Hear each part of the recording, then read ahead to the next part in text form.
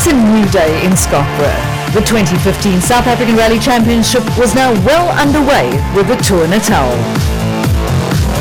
And this is what they'll be facing on day 2. The well-known 20-kilometre Montevideo stage on the outskirts of town, as well as the epic 25 kilometres of Ellingham. As overnight leaders, it's the job of Mark Cronje and Robin Houghton to sweep the road on day 2. And just 2 minutes later, Leroy Poulter and Alvin Coetzee embark on their adventure. With the Ford now first on the road and the Castrol Toyota second, the situation is an exact reversal of what it was the day before. So everyone was expecting Cronje to lose time this time around. Cronje stopped the clock on 13 minutes 41 seconds. Will Poulter beat the time? No, the clock stops on 13 minutes 52 seconds. Poulter loses 11 seconds on the first stage of the day. This is the Ford Performance Fiesta of Mark Cronje and Robin Houghton in action on the beautiful Ellingham stage. After this, both of these stages will be repeated, so this is the last time that Cronje will have to sweep the road. Behind him, his rival and current champion Leroy Poulter with Alvin Coetzee are pushing hard behind the wheel of the Castrol Toyota Yaris. Poulter would have been aware that this could be an opportunity to close the overall gap between himself and Cronje. But Cronje had the bit between his teeth and set another blistering benchmark time of 18 minutes 41 seconds. And once again, Poulter couldn't match it. The Yaris crossed the flying finish in a time of 18 minutes 49 seconds, 8 seconds slower. Youngster Henk Latergan and co-driver Barry White started the day in third place overall, a full 14 seconds behind Leroy Poulter. But the Volkswagen Sasol Racing Polo driver had ambitions to close this gap. He did indeed manage to close it a little after stage 7, but only by a second. But his time on Ellingham was a full 7 seconds quicker, bringing Latergan to within 7 seconds of Poulter's second place. Behind Latergan, Janelle de Villiers and Caroline Swan were probably too far behind to realistically challenge the Polo without taking too much of a risk. And as we all know, de Villiers is way too calculated to take risks. But de Villiers had something else to be concerned about. The new Africa Developments Ford Fiesta of Japie van Niekerk and Gordon Noble. Van Niekerk started the day a full 24 seconds behind the Yaris, but the second fastest time of all on stage 7 saw the gap decrease to just 13 seconds. But it all went wrong for the Ford driver when they picked up a puncture on stage 8. Van Niekerk calculated that it would have been faster to drive on a flat tyre than to change it.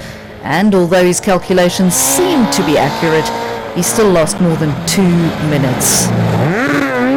This left the door wide open for the second of the remaining Volkswagen Sasol Racing Polos driven by Gugu Zulu and Pierre Aris. It was the only invitation they needed to rocket themselves up into 5th position overall. Mark Cronje extends his lead then to a comfortable 42 seconds at the top of the leaderboard over Leroy Poulter. Latergan is somewhat closer, but still in third and ahead of Janelle de Villiers. This was to be the last real opportunity for any of the protagonists to try and influence the outcome. Stages 9 and 10, the same pieces of gravel that did duty as stages 7 and 8. Cronje's advantage over Poulter was now 42 seconds, so the Ford driver could afford to tap off ever so slightly. And inside the Castrol Toyota Yaris, the changes made to the setup during the previous service seemed to have worked as Poulter turned the tables by setting the fastest time, but only by less than a second, so it did little to affect the overall leaderboard.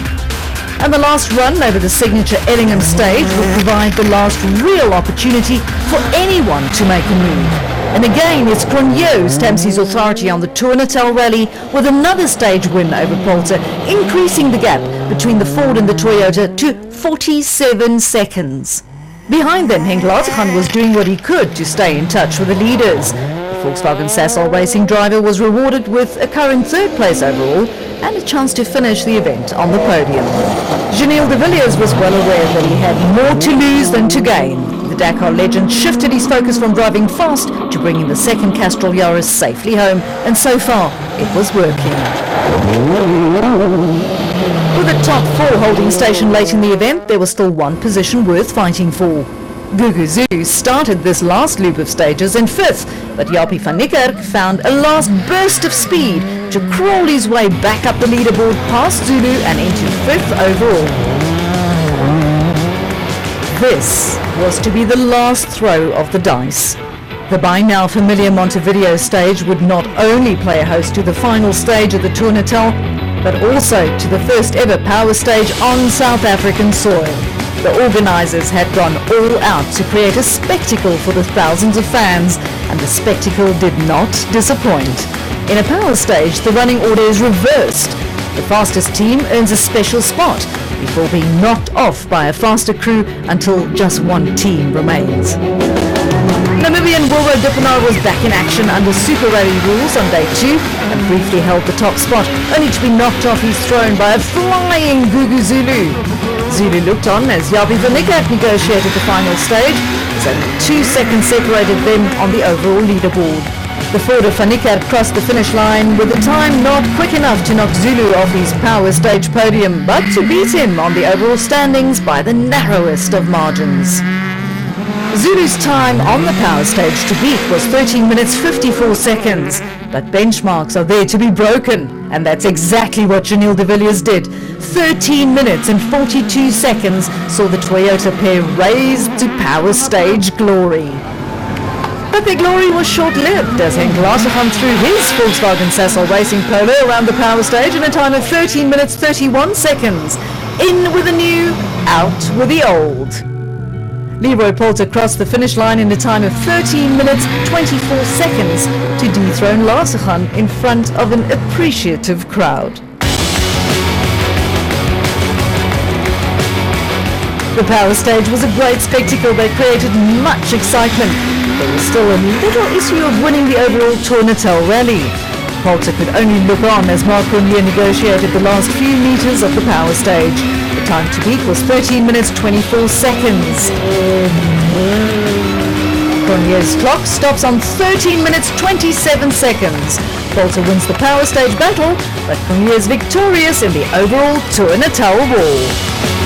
Confirmation then of a dominant performance from Marc Renier, who ends the Tour Natal at the very top of the leaderboard, 44 seconds ahead of Leroy Poulter.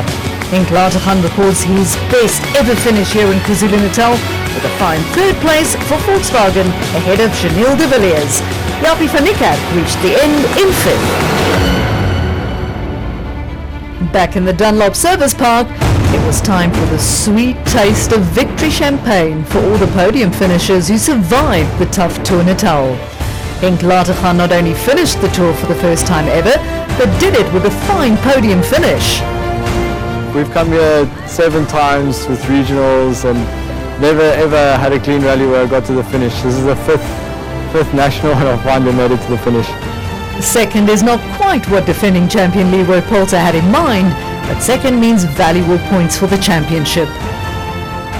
We're there. I mean, we won a couple of stages, which proved we do have the pace, but we just need to do some fine-tuning. And winning from start to finish is exactly what Marc Renier would have wanted. A dominant performance from the former champ. Oh, it feels great. I mean, we had a challenging year last year. We knew we had pace. It was just a matter of trying to put the deal together again. And yeah, we still got a long way to go, but it's always nice to have the momentum going into the Sassel event.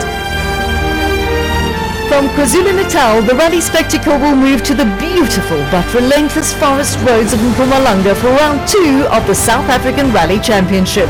And it's a big one, the famous Sassel Rally in and around Nelspruit, Sabi and Graskop. This is a favourite for both the drivers and the thousands of spectators. See you in Sabi on the 17th and 18th of April.